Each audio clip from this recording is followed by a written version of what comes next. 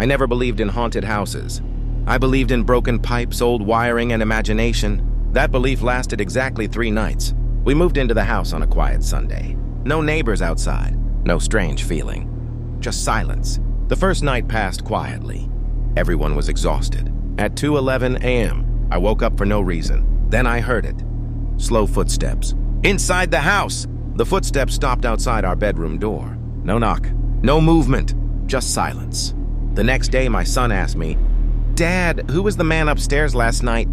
That night, I installed a small security camera in the hallway. The footage showed nothing, but the microphone picked up breathing, very close breathing. At 3:17 a.m., every door upstairs opened by itself. And then I heard a voice. It wasn't calling my name. It was calling my son's. I didn't move. I didn't speak, because whatever said my son's name was standing very close. I rushed into my son's room. He was asleep, peaceful, like nothing had happened. But the room felt wrong, like something had been watching him, and just stepped away. In the morning, I asked my wife if she heard anything. She looked confused.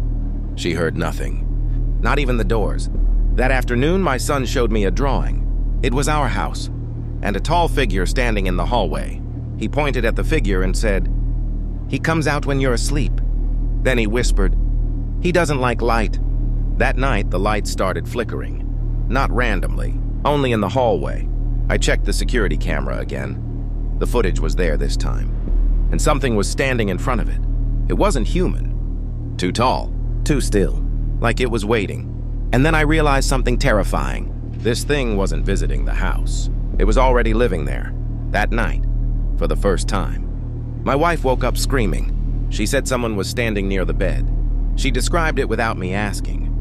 Tall, thin, and darker than the room itself. The next morning, I noticed the basement door open. We never used the basement.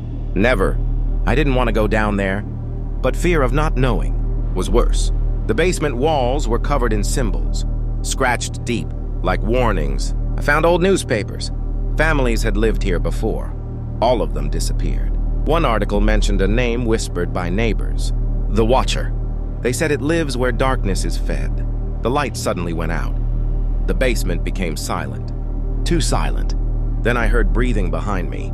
Slow, close. I realized the truth too late. The basement wasn't empty.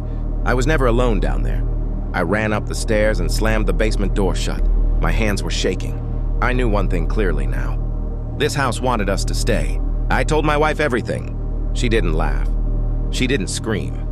She just went silent. That's when I noticed something worse. She had already accepted it, like she knew. Before I did, our son stopped talking. He stopped sleeping. And every night, he stared at the basement door. One day, I found his drawings. He had drawn the same tall shadow over and over again. When I asked him who it was, he whispered something that froze my blood. "He watches us, because you let him in." That night, my wife finally spoke. She said the house has rules, and we had already broken one. She said, "You never acknowledge it, because once it knows you see it, it comes closer." Sound from basement. That's when we heard it. Slow footsteps. Coming from the basement. The basement door opened by itself, and my son started walking toward it. I grabbed my son's arm before he reached the basement. His skin was ice cold, and he didn't react at all. He slowly turned his head toward me. His eyes weren't his anymore. They were watching. Through him. My wife started crying. She said this house didn't choose us. She chose it. Years ago, she performed a ritual. She wanted protection. Something answered. The Watcher protected the house, but it demanded something in return. A family, a bloodline. Our son wasn't being hunted. He was being prepared. We tried leaving the house that night. The doors wouldn't open. The windows wouldn't break. Then, for the first time, the Watcher spoke. "This house lives because I live in your son." And then it gave us a choice. One of us stays forever. The room went silent. The choice hung in the air like poison. One of us, for our son to live.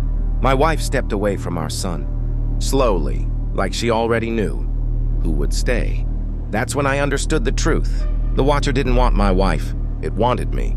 It said I was perfect, because I resisted, because fear made me stronger. If I stayed, my son would be free. he would forget everything. I hugged my son tighter than ever before. He whispered, "Don't let it watch me anymore." I looked at my wife. She was crying. But she didn't stop me. The watcher wrapped around me. Cold, endless, hungry.